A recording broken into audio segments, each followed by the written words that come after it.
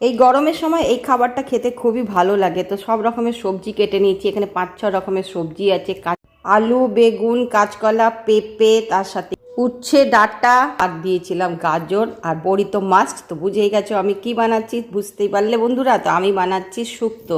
তো সবজিগুলোকে একটু লাল লাল করে ভেজে নিলাম, তারপর দিয়ে দিয়েছিলাম নুন আর হলুদ দিয়ে, আবার সেটাকে ভালো করে ভাজার পরে দিয়েছিলাম একটুখানি, আমি এখানে জিরে দিয়েছি, দেওয়ার পরে জল দিয়ে এটাকে একটু সেদ্ধ করলাম। আর নামাবার আগে আবার একটু দুধ দিলাম, দুধটা কম্পালসারি। আমি এখানে সরষে বাটা দিয়ে করিনি, একদম হালকা তরকারিটা রান্না করেছি। আর তারপরে দেখো দিয়ে দিয়েছিলাম গরম মশলা, আর সাথে 1 চামচ ঘি দিয়ে রেডি হয়ে গেল আমার সুস্বাদু একটা হেলদি খাবার, যেটা হচ্ছে শুক্তো। সবাই বাড়িতে খাই, খেতে খুবই দারুণ হয়েছিল, আমার বোনরা তো খুবই পছন্দ করলো।